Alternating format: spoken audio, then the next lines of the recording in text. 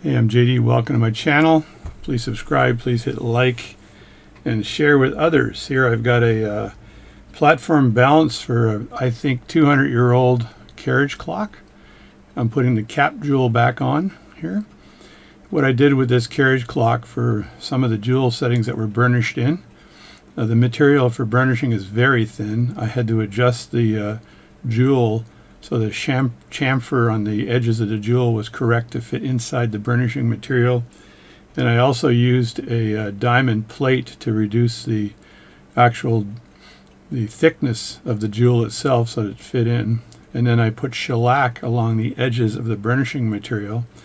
And earlier this morning I heated the shellac up again just to harden it nicely, and it seemed to all work nicely. So here I'm just putting the cap jewel back in. It comes with a setting. These are very, very old movements. This one here in particular is likely around 200 years old. You guys can comment on that, but even from the type of escapement and everything else, it looks pretty friggin' old. So this is a big pain to put together. I got to tell you, it's not easy.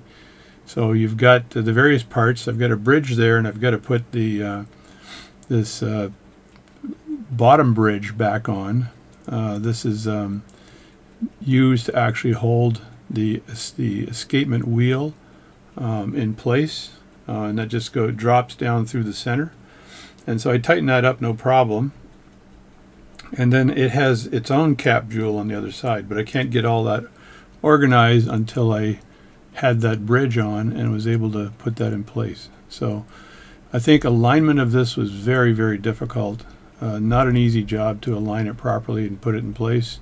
The other thing is you need to have the cap jewel on the bottom part there in order to push the pivot, the upper pivot on, so that it's properly aligned. And here I had to align the lower pivot so it fell into the jewel hole for this pallet fork. I'll call it a fork. I think it's a pallet fork still.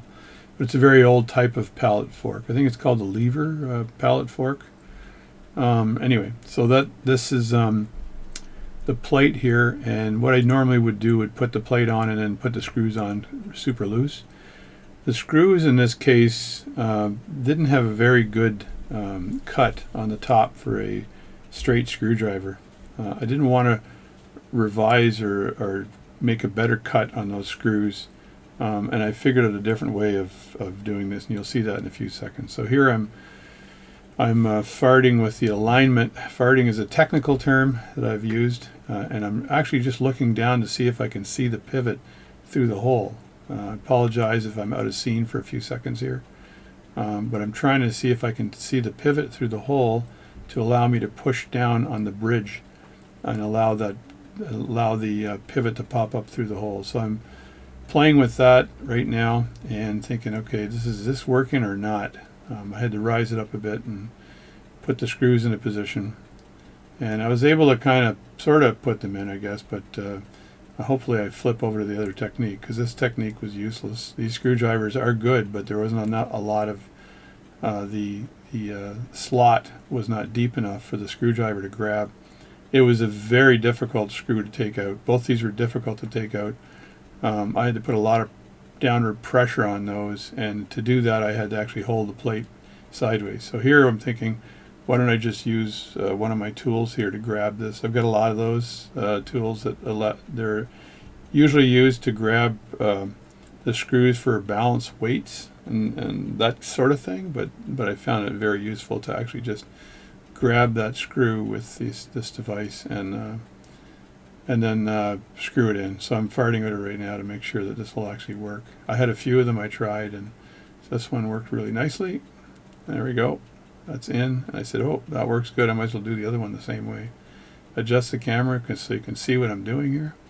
Just put that screw in place. Everything is _3 right now, so as not to waste your time. So that screw goes in place like that, and then I can use a screwdriver to tighten it up.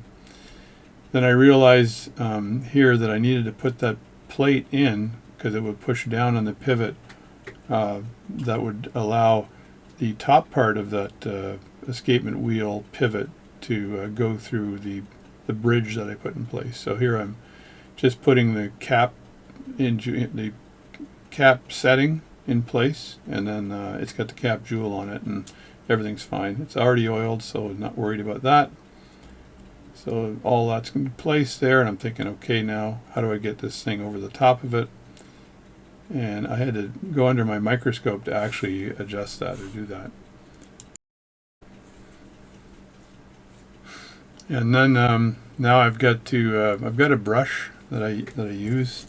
It is a Bergeron 6240. Look it up, 6240, and it's really, really handy for cleaning leads for batteries, for cleaning material of any type.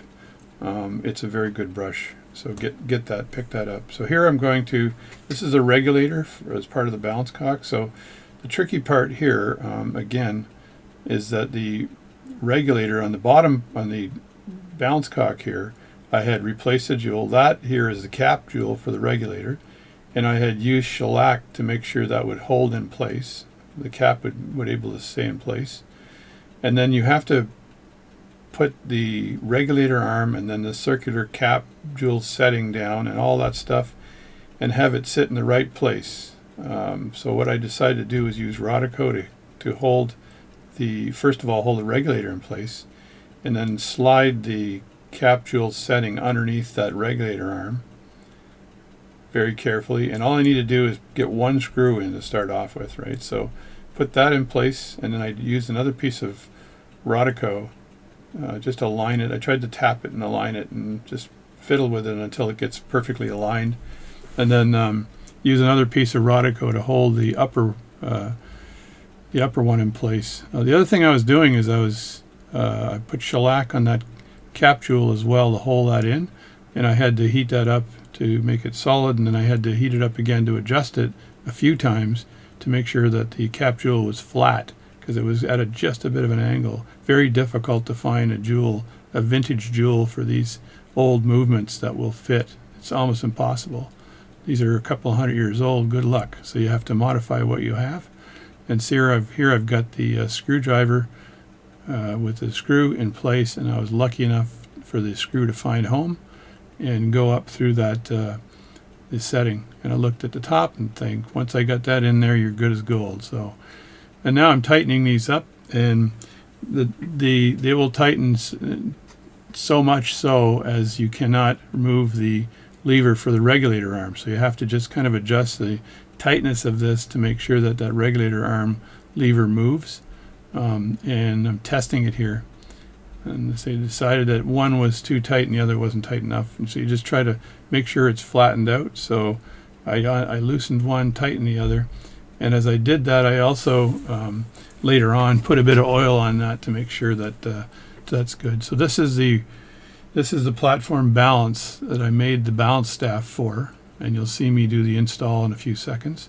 But here I'm just making sure that it goes back and forth nicely, and these platform balances sit steady. So this oil, I have the red oil, Bergeron oil, is new. The other oils are old, and I have other oil jars that I use for oiling my pocket watches. So this one here, I just use the red stuff because I know that's brand new. The other stuff is old and dirty, and I don't use that. So just want to make that point.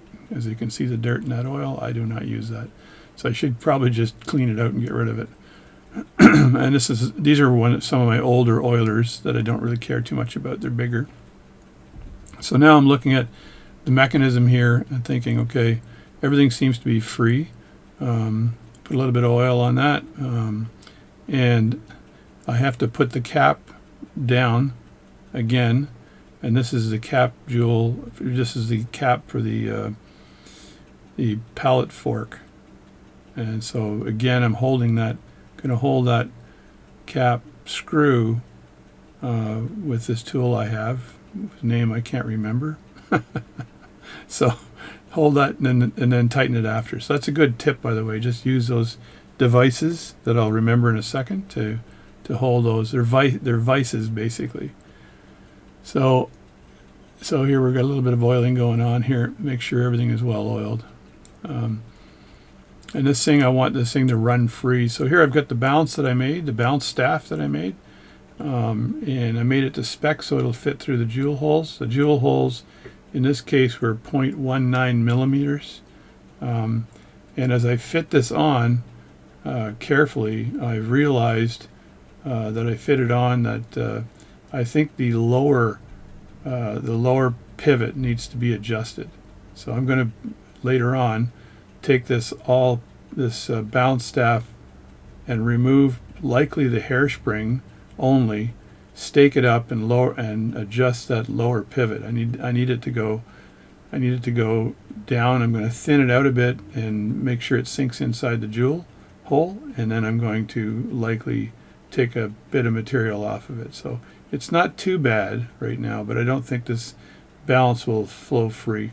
The other thing is that the spring was slightly tilted on the balance, and I looked at that and said, okay, I've got it in there and it seems to turn, but it's probably not going to turn very well because it's not as free as I want it to be. So this is going to be a job I'll do after. But in looking at it, I noticed that the hairspring needs some work. And when the hairspring is tilting down on one side, you go to the opposite side and take your tweezers and just grab the hairspring at an angle and twist it upward, and that'll make the other side of the hairspring go up, and that's the way to flatten it. So I've done a lot of hairspring work over the years, and so I'm seeing this hairspring thinking this needs some work, and I decided to just look at that and see if I could move it that way, because it probably was twisted a bit at the stud, but I was unsuccessful doing that. So the best thing there to do again is grab a pair of tweezers, very fine tweezers, and just pinch that hairspring appropriately. So here's where I do that. I take those tweezers, grab the opposite side, and come in at an angle, and then pinch the hairspring, look at it, and look at it again, come in at an angle, pinch the hairspring, look at it again, make sure you got some sort of flatness, look at an angle again, and then pinch the hairspring. I think I did it one more time, and get perfection. So there we go. The hairspring is absolutely flat. There you go. That's the proof. Thanks for watching this video, and keep tuning into my channel.